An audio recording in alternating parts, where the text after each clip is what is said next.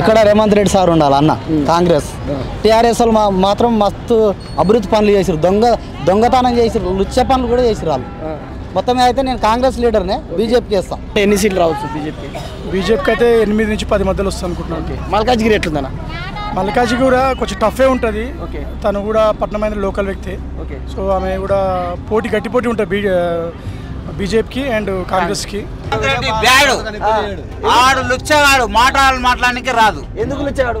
ఎందుకు అంత స్టడీ ఉంది, అంత సీఎం ఉంది, ఒక పదవిలో ఉన్నాడు. ఇప్పుడు నీవు ఉన్నావు, నేనున్నా.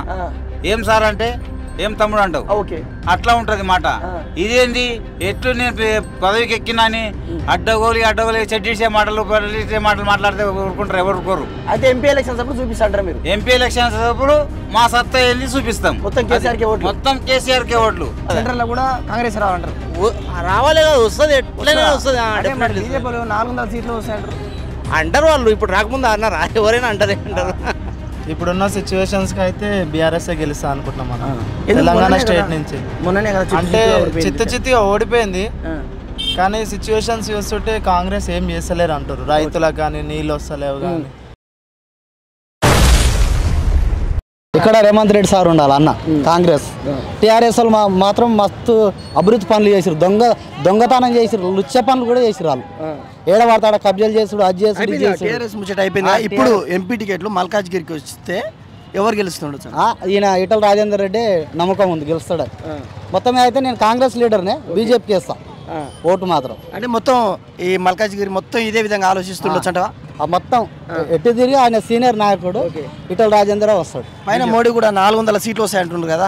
ఎన్నన్నా రాని మొత్తం అయితే పైన నరేంద్ర మోడీ ఉండాలి, సెంటర్ లో బీజేపీ ఉండాలి. ఇక్కడ హైదరాబాద్ మొత్తం మొన్న మల్కాజ్గిరిలో మొత్తం బీఆర్ఎస్ కి ఓట్లు వచ్చినా ఎమ్మెల్యే అప్పుడు. మరి పార్లమెంట్ విషయానికి వస్తే ఈటల రాజేందర్కి ఎట్లా పడుతుండొచ్చు? ఎట్లా పడతా అంటే చూసిరు, ఆయన వెతికి మంచోడు అని లేకేసిరు. ఇప్పుడు వస్తలేడు, అసెంబ్లీ కూడా వస్తలేడు. ఈటల రాజేందర్కి వేస్తారు పక్కా బీజేపీ ఇక అది నమ్మకం లేదా అంటే 2-3 సీట్లు వస్తాయి అంతే. తెలంగాణ టీఆర్ఎస్ 8-9 10 ఖాయం వస్తాయి 10 పక్కా. మీ మల్కాజ్గిరి కాన్స్టిట్యూన్సీ అన్న చెప్పండి, ఎన్ని సీట్లు రావచ్చు బీజేపీకి అయితే 8 నుంచి 10 మధ్యలో వస్తుంది అనుకుంటున్నాను. మల్కాజ్గిరి ఎట్లుందన్న? మల్కాజ్గిరి కూడా కొంచెం టఫే ఉంటుంది. తను కూడా పట్నమైన లోకల్ వ్యక్తి. సో ఆమె కూడా గట్టి పోటీ ఉంటుంది బీజేపీకి అండ్ కాంగ్రెస్కి. ఇప్పుడు బీఆర్ఎస్కు లేదంటారు అసలు?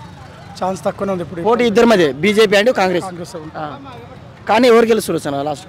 చెప్పాలని టఫ్ వస్తుంది. కాకపోతే ఎప్పటికైనా సెంటర్లో బీజేపీ ఉంటేనే స్ట్రాంగ్ ఉంటుంది. సో బీజేపీ ఉంటేనే మంచిగానే. మొన్న మన తెలంగాణలో మొత్తం కాంగ్రెస్ హావా నడిచింది కదా, ఆ ఎఫెక్ట్ ఎంపీ ఎలక్షన్స్లో ఉండే అవకాశం ఉందా? చూపిస్తుంది, కొంచెం చూపిస్తుంది. బట్ బీజేపీకి ఎక్కువ వస్తాను ఎక్స్పెక్ట్ చేస్తాను. ఎక్కువ వస్తాయి అన్ని దాంట్లో. థ్యాంక్ యూ అన్న. కాంగ్రెస్కి వేసినా? లేదు, మేము టీఆర్ఎస్కి వేసినాం. అంటే ఒకలేస్తే రాదు కదా ఆయన. మీ ఆటో వాళ్ళు మొత్తం రేవంత్ రెడ్డి వచ్చాక ఇబ్బంది పడ్డారు కదా, అది ఎంతవరకు వాస్తవం? అది చాలా వాస్తవం. ఆయన రోజు 500 లాస్. మేము రోజు 500 లాస్. ఆ ఎఫెక్ట్ ఇప్పుడు ఎంపీ ఎలక్షన్స్ అప్పుడు చూపిస్తారా? చూపిస్తాం కానీ కేసీఆర్కి వేస్తాం మేము. మోదీ గారికి ఇటు పక్క రేవంత్ రెడ్డి గారికి కేసీఆర్.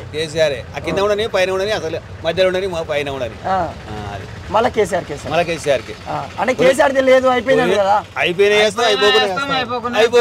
అంటే కేసీఆర్ ఇప్పుడు టీఆర్ఎస్ లో ఉన్న పెద్ద పెద్ద నేతలే పార్టీలు మారుతారు.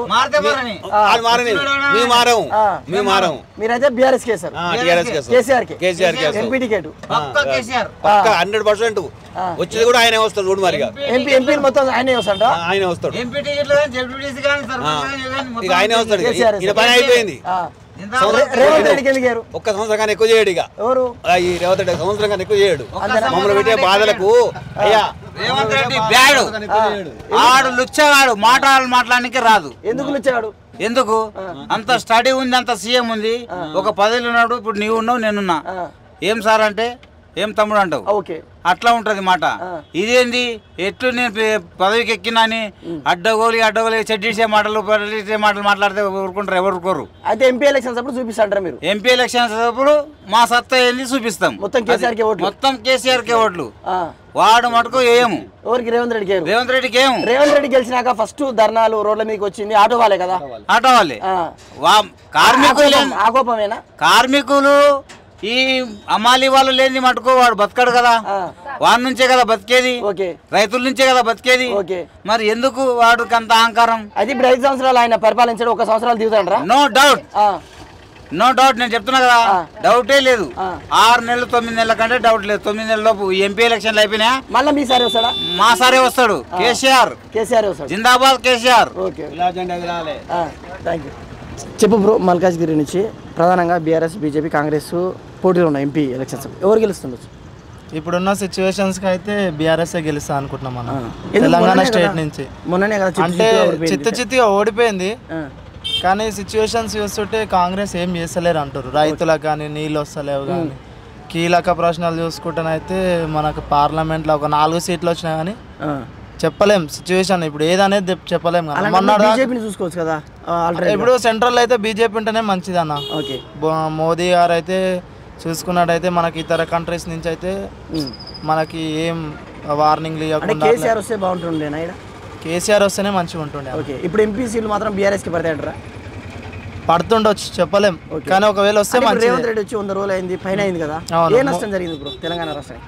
ఏముందన్న, ఫ్రీ బస్సులు పెట్టిండు, ఆటో వాళ్ళకి ఇబ్బంది పెట్టిండు. ఓకే, అక్కడ ఏమంటే ముసలి వాళ్ళు చూసే పింఛన్లు ఇస్తలేరు అంటారు, రైతు బంద్ అంటారు. ఇంకా పింఛన్లు అయితే మనకు తెలియదు, ఎందుకంటే ముసలోళ్ళు కాబట్టి మనం ఇవ్వట్లేదు, వాళ్ళన్నంత ఇవ్వట్లేదు. కేసీఆర్ ఇప్పుడు వాటర్ నష్టం ఉంది. ఓకే, వాటర్ ఊర్లలో మా రైతులకు అయితే వాటర్ నష్టం. కరెంట్ మేము మాది క్యాటరింగ్. ఓకే, మా కిచెన్ లో కూడా కరెంట్ ఉంటలేదు గంట సేపు. నిన్న ఉప్పల్ స్టేడియంలోనే పోయింది కానీ మ్యాచ్ లోనే పోయిందంటే ఇక చెప్పాలి. రేవంత్ రెడ్డి వచ్చిన తర్వాత తెలంగాణ యావత్ రాష్ట్రం హ్యాపీగా లేదంటారు. హ్యాపీ అని కాదు కానీ అది ఎట్లా చూడాలని. ఎవరు రావాలనుకుంటున్నాం? బీఆర్ఎస్ రావాలని కోరుకోవడం కదా. వస్తుందా? వస్తుంది, పక్కా వస్తుంది అన్న. Okay, thank you. మల్కాజ్గిరి నుంచి ఈసారి ఎంపీ బరిలో బీఆర్ఎస్ బీజేపీ కాంగ్రెస్ 3 ఉన్నాయి, ఎవరు గెలుస్తుండొచ్చు?